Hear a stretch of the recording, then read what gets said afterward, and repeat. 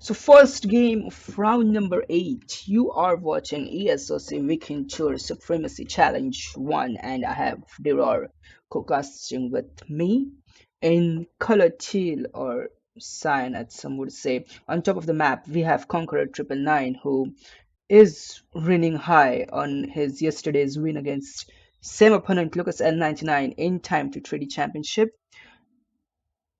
Bottom of the map, we have Lucas L99 and he's playing Iroquois, while Dictator has decided to go with France. What do you think about this matchup? You have any experience with this matchup? Or Certainly. The thing that I don't know why, because it's not essential to the matchup, but whenever I see an Iroquois player on a map, I always look for um, the most durable and the most effective guardians through the treasures. So I look to see if there are any polar bears on the map or outlaw riflemen, some of those big beefy guardians that the Iroquois player can convert, because those can often be very good at harassing the other player during his own first stage. But Iroquois versus France, an interesting matchup. Iroquois certainly very strong, but France also a very strong civilization in its own right. Going to be interesting for sure. okay, all right. Um, I think it was a wood start because Dictator has decided to go with a very early trading post and gather some wood for making a house, Hmm. which is Is I going to get that first pass of XP, which is also very good for him. yeah.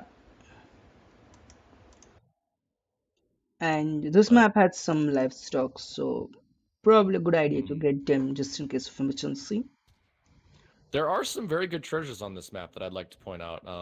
There's a pretty easy 40 wood treasure here, guarded by one tiger.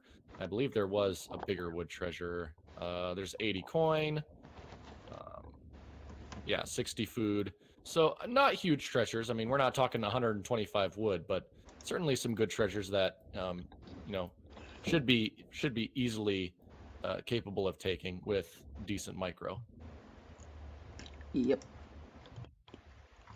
Oh, what prices they have? Like, yeah, okay. So Dictator managed to get 40 wood and Lucas has 35 wood. So not really going. This wood trade is not really going to help Dictator, since he probably already gathered 100 wood for the house. But I think wood is going to be most effective for the Iroquois player, although not in age one. And I would like to point out that the French player has gathered one, two, three, four, five. Okay, hold on. One, two, three, four, five, six of the water buffalo, while the Iroquois player has only gathered three. And those could be a big food source later on the game. So certainly the herdables are often a lot more important than some players give them credit for. All right. Now And seven water buffalo for the French player. sorry. Seven water buffalo now for the French player. Yeah, So turn over. gonna have a lot of excess food if he chooses to use it, while Okay. also gathering the 60 food treasure. Okay, so going to take a quick look at the decks for both the players here. Uh, Pretty standard Iroquois deck, except Rum Distillery, that is Age 1 Plantation card. I don't really see the point for this because hardly any games go to the point where you have plantations and you really require this card. So Hmm. I'm not sure about that card.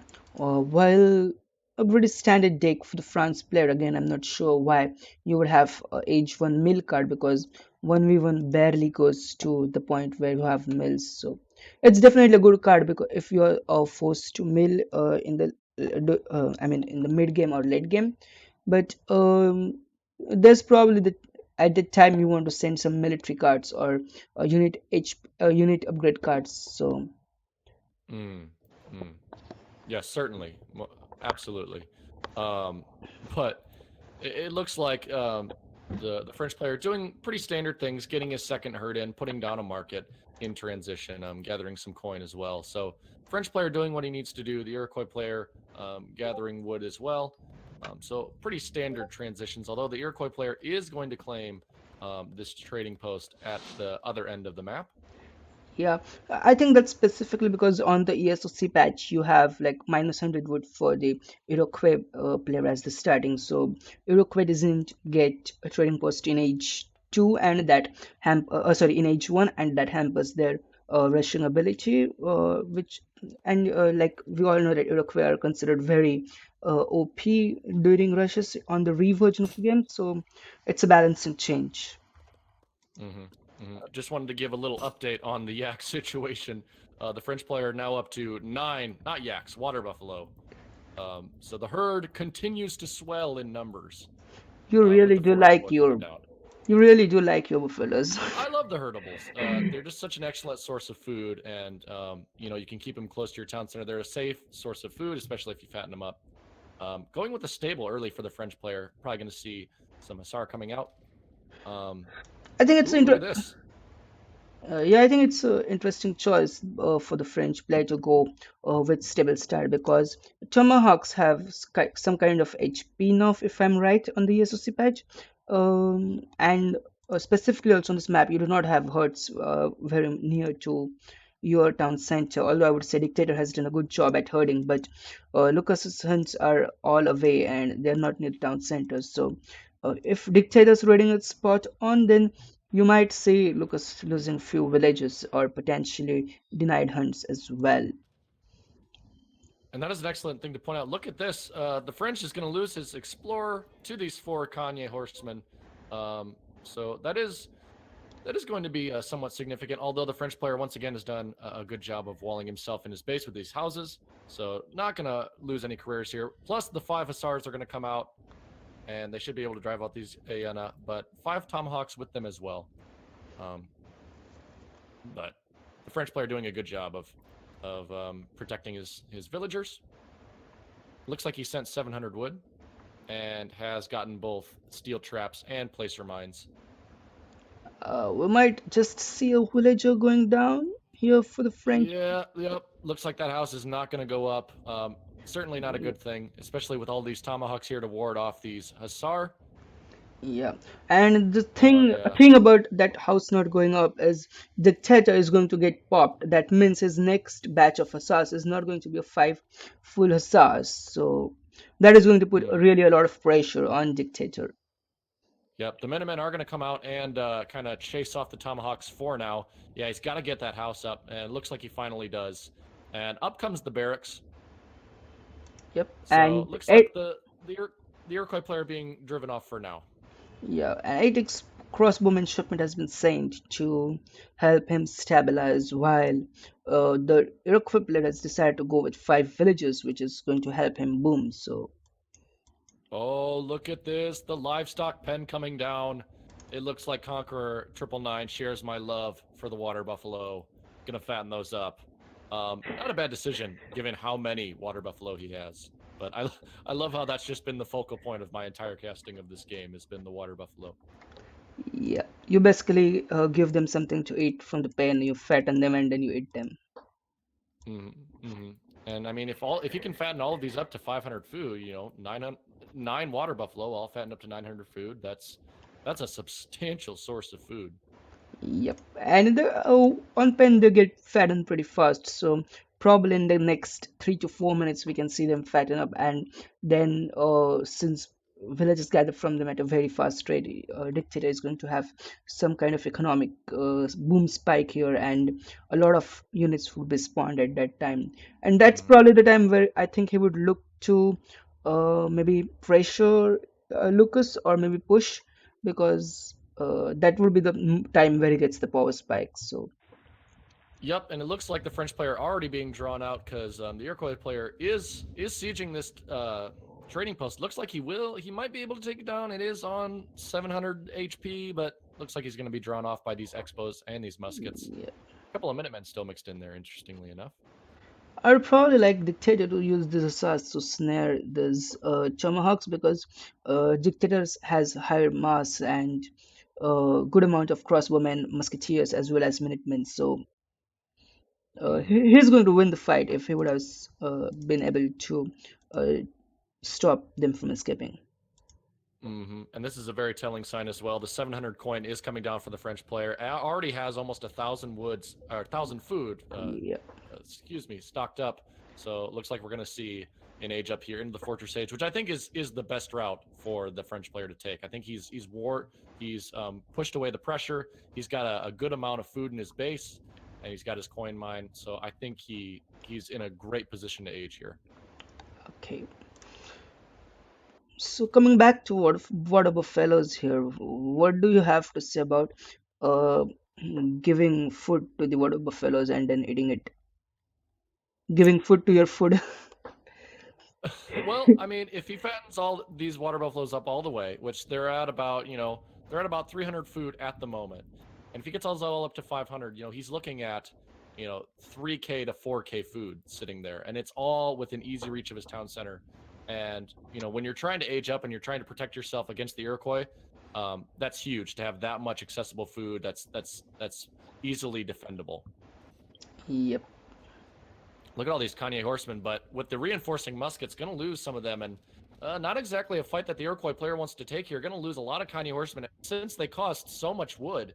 Not going to be great for the Iroquois player at all. Yeah, not a great trade there. And Lucas has managed to take the trading post of Dictator. But Dictator is now up to age 3, so he's going to have access to the powerful 2 Falconate shipment, as well as 8 Skirmisher, 5 Dragoons, and 3 Gendarmes. Yeah, and I So, mean, if he can get out a significant amount of skirmishers here, plus the veteran dragoons coming out, he should be able to easily hold off this Iroquois army. Plus, he has the Carrers, which are better at fighting than normal villagers, plus the TC fire. So the French player looking pretty good here. And out come the 2 falconets. Oh, and they're just gonna light him up. Oh, yeah. that's so ugly. That was some really good shots from Dictator here. Yep. And these Kanye horsemen gonna try to come in, but with these dragoons here, are they gonna get one of the? Oh, they did get one of the Yeah, they falconets. get one of the Falcons. They got both the Falcons actually here. They got both of the falconets. Yeah, So 7-9 is coming. this might. Yeah, 7-9 is coming in for Iroquois player here. So this is looking really good for Lucas right now. Yeah, the Iroquois player doing a great job taking out both of those falconets, but at the same time, they were able to take out a lot of tomahawks before they went down. And now veteran dragoons here, plus the remains of these crossbows, plus the TC fire. I think he's going to lose most of these Hyena. And I think the trade, while good for the Iroquois, is still in the favor of the French player, given that he's in the 3rd age. Yeah, I agree with you. And probably its skirmishes might be on the way right now, so he would be able to easily clear. He would be able to easily clear that up. Yeah, there are And those out 8 come the 8 skirmishes. skirms. But we have 4 Khanes coming in, and he has some veteran dragoons left, so he might be able to yeah. keep them at bay.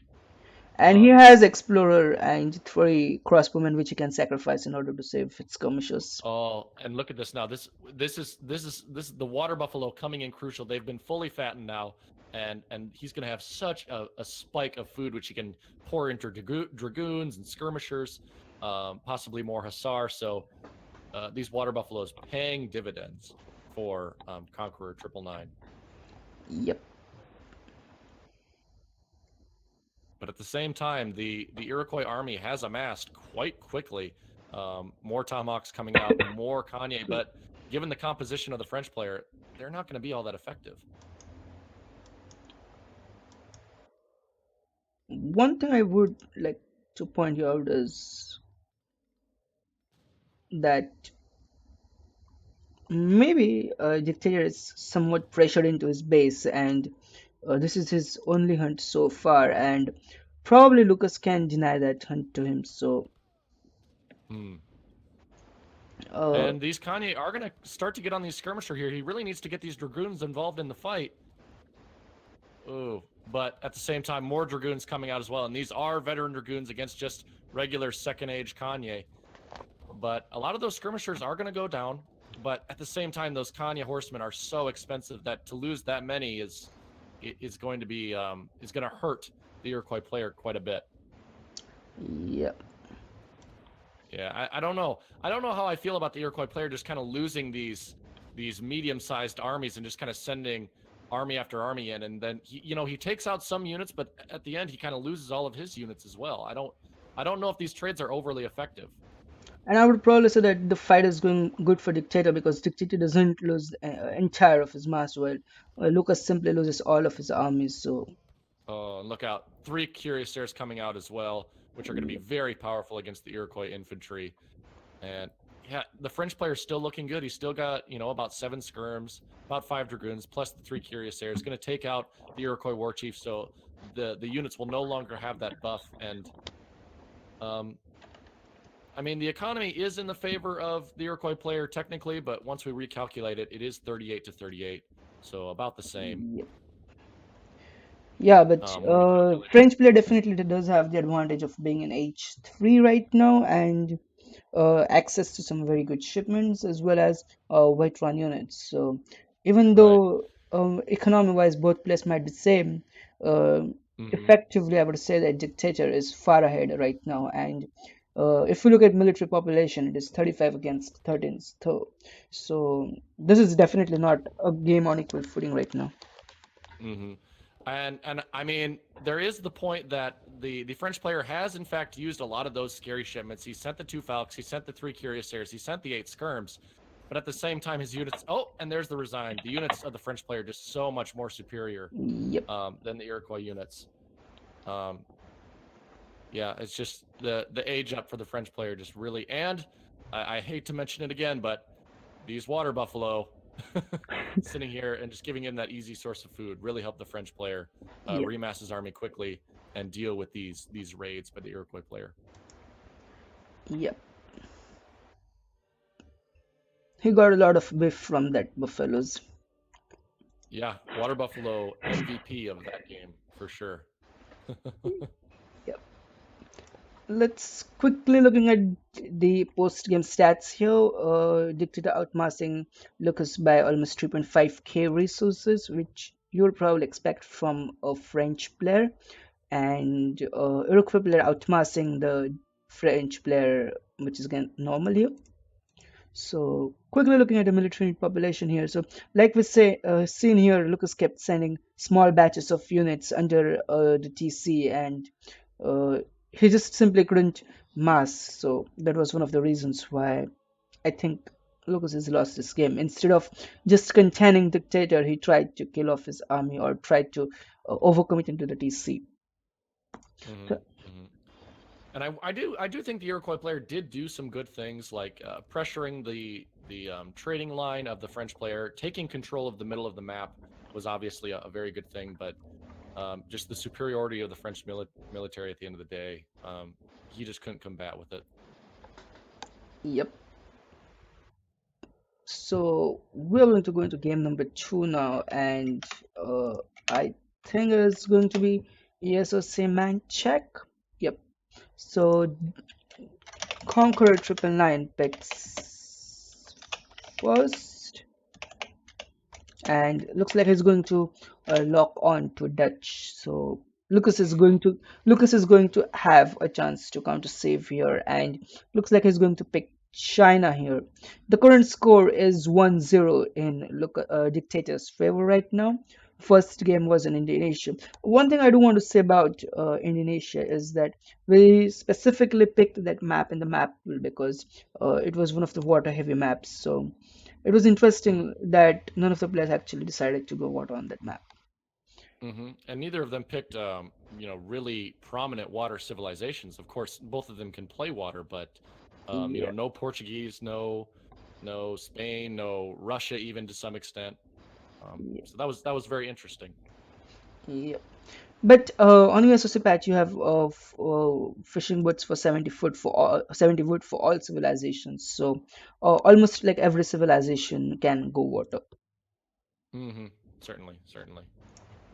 Okay, so before I speak something about this game, I'm going to speak something about the map pool and how the maps were selected and why these specific maps were selected. So the criteria for selecting the map was like we were having one trading post heavy map such as Arizona and one food heavy map like Grand Chaco or again Arizona which has a lot of hunts, then one water heavy map, which was Indonesia in this case, or Malaysia in other cases, and one map was selected with low amount of funds. So basically, ESOC man check on this map. Coming back to game number two between Conqueror999 and Lucas. Conqueror999 has decided to go with Dutch, which I would say is one of the safest bets if you can somehow stabilize in H2 or somehow hold your opponent for the 8 minutes. Once you reach Hmm. H3, then it is one of the safest civilizations you can select on ESOC patch. While Lucas has decided to go with China. China is like design wise or civilization wise very much different from the re-version of the game because Old Han is heavily nerfed. So you probably want to go with Chang Rao Swordsman and Arc Bruisers, so or Arc Bruisers, whatever they're called. Skirmishers, basically, the skirmishers China has. Hmm. And a couple of things I would like to point out here at the beginning of the game that the Dutch player did decide to go with a trading post, as did the Chinese player, which, I mean, both civilizations are not known for their early trade post play, but we'll Mm-hmm. certainly see what that does. And, Conqueror999 did get the 20 wood at the beginning of the game, along with the 60 wood that he just collected now. So doing a good job getting those nice wood treasures. But yeah, certainly Dutch versus China, a Fortress Age match to be sure. Both love the Fortress Age. Both have a significant power spike in the Fortress Age, and we'll just see Yeah. who executes that strategy better, or if they I, try to do something completely different. yeah, I would still say that it is China favored early on in H3 because you have access to some of the powerful heavy cavalry shipments and simply because you can outmass the Dutch player, uh, and Dutch has comparatively weaker shipments compared to China. So True, true.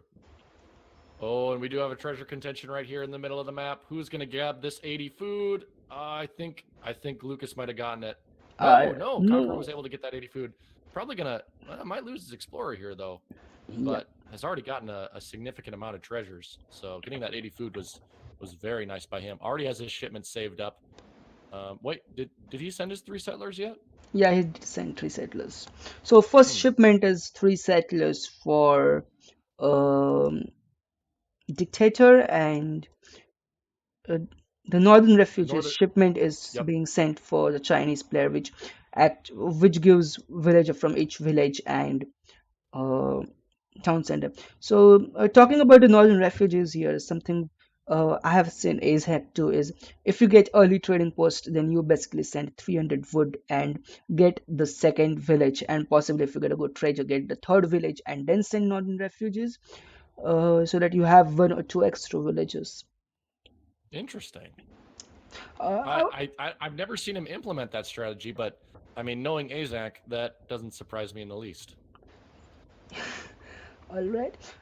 But I would say that this Northern Refugees shipment from China is a little underwhelmed at the moment because he only got two mhm, villagers while Dutch player has got three villagers as the first mhm. shipment. Yep, and the Chinese player does have 4 villagers on the Wonder, and it looks like the Dutch player is still going to age up about a quarter faster than the Chinese player. Already putting down his first bank, which is very good, using 2 villagers to do that. Um, did lose his explorer. His explorer is all the way over here. I'm not sure if his envoy is still alive. I think he might have lost that as well. Yeah, he lost. I mean, Okay, so Lucas played his explorer and disciple. Disciple killed envoy while uh, explorer killed explorer. You know, fair fight. interesting. So I'm curious to see what buildings come down with this 400 wood from the Dutch player. Um, last game we saw Dutch played, we saw a really economic build, but it looks like we're going to see a little bit more standard Dutch with the stable coming down. Probably a couple of houses is coming down as well with that 400 wood. Oh, but no, a market coming down instead, and pretty far forward as well. I'm not sure if building a stable with 400 wood from Egypt is a standard build for Dutch because if you want to go with Hussars, then probably sending 700 wood, getting two banks and a stable is the standard build, or that's what I've seen most Dutch players do. So it's an Interesting. yeah, it's an interesting build. Bank wagon as the second Well, now shipment. now that I think about it, I have been out of the game for some time, so I probably shouldn't be telling people what is standard and what is not. That's just the old Dutch that I remember, but of course, you probably have much more knowledge on what the current meta is. But still, the market is down along with the stable and Hussars in queue. So he already has the two banks down because he sent the bag wagon. What do you think about China taking the second trade post in the middle of the map? Well, China heavily relies on its shipments, so it's definitely good, I would say. Hmm, interesting. And China is going for a naked FF, so they are going to need 700 wood. So that is going to help. Yeah, You're going to get 700 wood as well as you are going to get a shipment in H3. So yeah, yeah. uh, Interestingly enough, China almost already has the resources. We're at the 6 minute mark, and they're about 100 food away from aging. Income three hussars, so I guess not a full batch of five. But hope let's see if the Dutch player can do a little bit of damage before China can effectively put down that a wonder and get to the third age. And a barracks coming down here for the Dutch player as well. Still only at the two banks. Oh, but out come the was able to what did force the sentries to be called out, which is a small victory in itself. But the wonder is coming down for the Chinese player, so he has already started advancing to the third age. yeah. Well, it's like basically very hard to rush the Chinese player because you have villages near your hunts or mines, so villages are safe. Then you have the sentries from the town center, and your explorer, which is extremely strong, which can train disciples as well. So you do not even need to have a military building to defend from early rushes like five hussars or five skirmishers. You can simply micro your town center, villages, and explorer and be safe enough. Interesting. The Dutch player has gotten his hunting dogs, has gotten his placer mines, and is getting steel traps. So his economy is going to be very good. Plus the fourth bank coming down. But with the Chinese player coming into the third age, some scary units could start to come out. Although it looks like these hussars are going to finally deal with these sentries and going to deal with the Chinese explorer as well. Yeah, and like was saying, China training disciples here. So Hmm. Interesting. I don't know if that's worthwhile to train all those disciples. Although these flying pikemen are going to get caught, or are going to catch, excuse me, the hussar here. Might be able to snare one and take one down. Um, yeah, I think but two might go down here. yeah, but in comes the 700 coin for the Dutch player, and the Chinese player almost to the third age. Although the Dutch player is close to the third age as well, just needs about 100 food, so it won't be too bad. And plus, with the Yeah. economy that he's built, and he's walled his base very effectively, so it'll be interesting to see what happens here. I definitely hate this that because definitely hate the fact that a Dutch player has built a barracks here in H2 while he's not going to make any skirmishes. I would instead have liked him to get a 200 wood or 100 wood, whatever he needs during the age up, and then plop down a barracks and then start training skirmishes because instead of doing a barracks right now, he could have gathered 100 wood and have had a fifth bank right now and still age up at the Hmm. same time. So Interesting, interesting. Yeah, certainly. Having the barracks down is going to stifle his economy rather than having the fifth bank, but also not the worst move you can do. He is going to be prepared to train skirmishers a little bit earlier if that Chinese pressure comes. Although I'm not seeing anything coming. Oh well, here they come. The yeah, redcoats coming down the map along with some disciplined Shangdao swordsmen and a few arquebusiers. So the China push is commencing, and it's going to start going towards the Dutch player's base. And at the moment, the Dutch player doesn't have anything significant in his base to deal with that. He does have the Reuters, just trained five of them. And does he have any shipments on the way? uh, looks like it. He had one shipment when he reached age 3, so definitely he has one shipment. Oh, okay. And So I'm not sure if we'll see eight skirms or possibly nine Reuters. He hasn't seen what the Chinese player is amassing. Certainly, the 8 scrims would be more helpful at the moment against all of these redcoats. But now that I say that, the disciplined meteor hammers are gathering as well. So the Chinese army starting to get a little bit scary. Yeah, what Lucas can do here in the first 5 minutes after each two, that is like before the 12th minute mark, because then China has access to some very good shipments like 10 skirmishers, 10 swordsmen, and five heavy cavalry, iron flails, and meteor hammers, which are extremely good units. So once the shipments are out, then it really matters what the Lucas can do and how much damage you can do the Dutch player, because once the shipments are out and if Dutch player can manage to clear your army up, then Dutch scales infinitely better than China at that point, unless China Mm-hmm. manages to sneak a edge up to H4. So Interestingly enough, the Dutch player Conqueror did decide to send the 1,000 wood before any military shipments, and he has been able to gather it all up. The Chinese army is growing, but do you think he was able to kind of get away with that because the Chinese player has decided not to push? I think Lucas is just waiting for his shipment that might be on the way, specifically 11 swordsmen. And once the shipment is out, then Lucas might push, or maybe just another batch of units. I'm not sure because he already has three H3 shipments, intervention, five meteor hammers, and 10 arquebusers. So uh, when you send military shipments, you actually want to pressure your opponent, because if opponent sends the economy shipments and you do nothing, then opponent's economy scales. So Yeah, I mean, look at how big this Dutch army is starting to get. You know, he's got a bunch of skirmishers and the Reuters, which the skirmishers are going to be superior to the Chinese units. The Chinese units, can amass quickly, but they're not quite as good. Although the redcoats are in here, plus this heavy cavalry. But yeah, maybe a little bit interesting by the Chinese player to not immediately use these military shipments, rather just kind of let them sit. And but it looks like the push is finally going to start coming in, and the Dutch player is pushing as well, kind of trying to come out towards the center of the map. But I wonder, when is the Dutch player going to see this Chinese army? China does have a lot more army compared to the Dutch player. Although the Dutch player is ahead in terms of economy. I, Mm-hmm.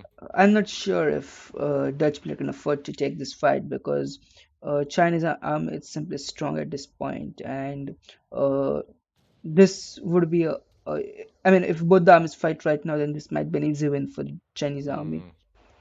Has lost 2 villagers here for the Dutch player, although the Chinese army has finally been spotted. So he now knows, kind of what he's dealing with. He sees a lot of these redcoats, but a lot of skirmishers here, backed up by a lot of Reuters. And let's see what happens here. The skirmishing finally starting to happen. And boy, I don't know. This is when this fight happens, it's going to be a big clash. That's Yep. for sure. But look at the arsenal coming out for the Dutch player as well. Yeah, Interesting. he's probably going for the range for the riders, or he might be doing the upgrade for the skirmishers, which gives them 3x multiplier against Mm. heavy infantry. Although I would Good, probably like to see the rioter range upgrade rather than the skirmisher infantry yeah, good upgrade. job by the Dutch player using the superior range of his skirmishers. But now in come the heavy cavalry. But there are a lot of Reuters here. I would still say that the Chinese player has got this, because those cavalry simply are beasts. They have like 423 HP in age 3, so that's very, very Yeah, huge. he's going to lose a lot of his skirmishers here to these heavy cavalry. But the cavalry has gone down quite a bit in number. There are a lot of Chang Daos here, but if the Dutch player is able to cut effectively, they won't be overly effective. Although they are starting to get in and do that melee damage. But out come the melee men, or not the melee men, the minute men. Um, and the cavalry has effectively been neutralized for the Chinese player, and still a lot of Reuters here. Yeah, I don't know if this was a great trade for China, honestly. I mean, he lost a lot of cavalry there. and a lot of Yeah, expensive cavalry at that. yeah. Dictator did manage to take this fight, and uh, Dictator has taken this fight extremely good. I did not expect Dictator to take or the Dutch player to take this fight so good or took this fight going in the Dutch player's favor. So Yeah. And look, now there's mostly just arquebusier plus well, the cav number the more cav is coming, but a sudden hussar mass from the Dutch player, along with still a significant amount of Reuters. This is not looking good for the Chinese player. Although they are only colonial age hussars, still going to I do relatively well against these he arquebusiers. has got Oh, the it looks like they just got the yeah, he got the veteran upgrade. looks like the veteran upgrade just came in, and oh man, and looks like that's going to be the game.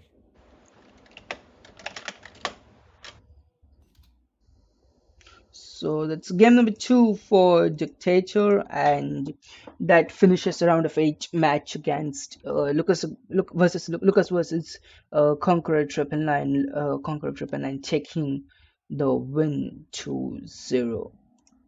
Mm-hmm. Mm-hmm. And great games played by both players. Yeah, Excellent games. Um, I think this is the point where I need to say adieu and step out. Um, okay. just have some business I need to take care of. But thank you very much for having me. It was awesome casting with you, and I really enjoyed it. Yeah, so, bye bye. Bye bye. So yes, I probably think that China